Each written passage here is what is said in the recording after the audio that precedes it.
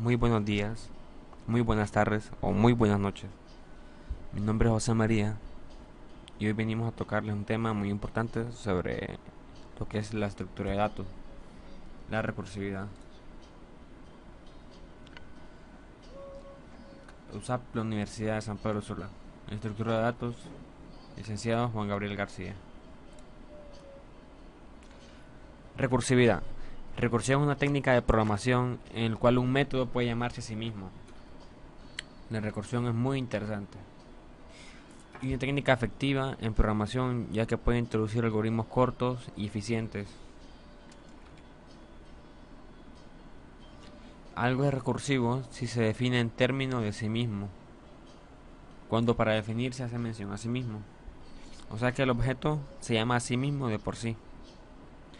Si la invocación de un subprograma, función o subrutina se produce desde el propio subprograma, dice que se trata de un subprograma recursivo. Por ejemplo, podemos ver los menús, podemos ver opciones que trae automáticamente. Un método recursivo es un método, directa o indirectamente, se hace una llamada a sí mismo. La recursión consiste en el uso de métodos recursivos. Recursión es, en ciencias de computación, una forma de atajar y solventar problemas. Como todos los otros métodos o estructura de datos, es para atajar y solventar problemas, ya que la programación es darle solución a uno de los problemas de lo que el cliente pide, por ejemplo. De hecho, recursión es una de las ideas centrales de la ciencia de la computación. Resolver un problema mediante recursión significa que la solución depende de las soluciones de pequeñas instancias del mismo programa, ya que por ejemplo en Java se utiliza mucho instanciar. Es un buen ejemplo para que, la verdad.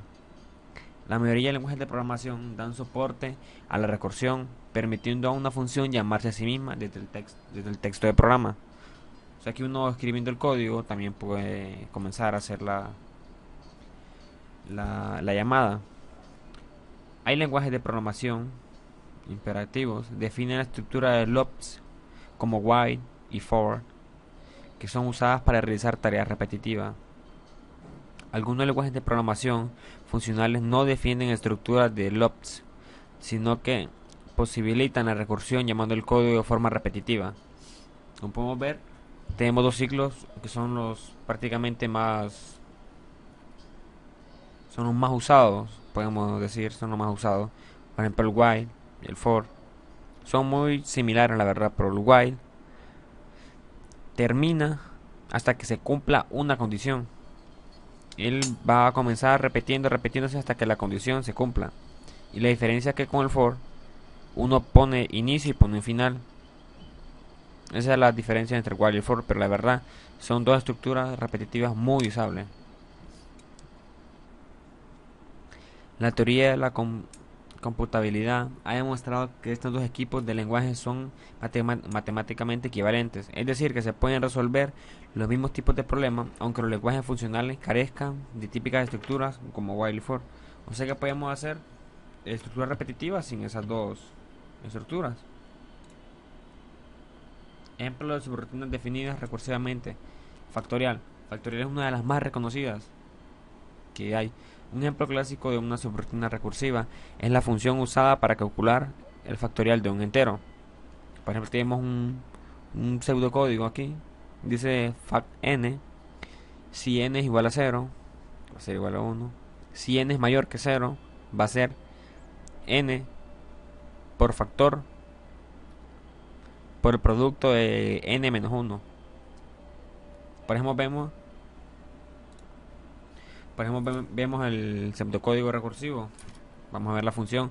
Función factorial. Input entero n de forma que n sea mayor o igual que 0.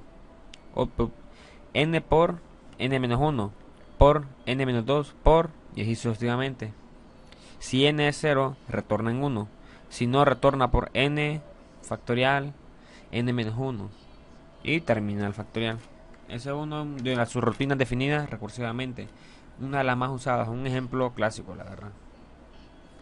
Ejemplo de sus rutinas definidas recursivamente. También tenemos algo que es muy interesante, que es el triángulo de Pascal. Podemos ver un pseudocódigo aquí en Java.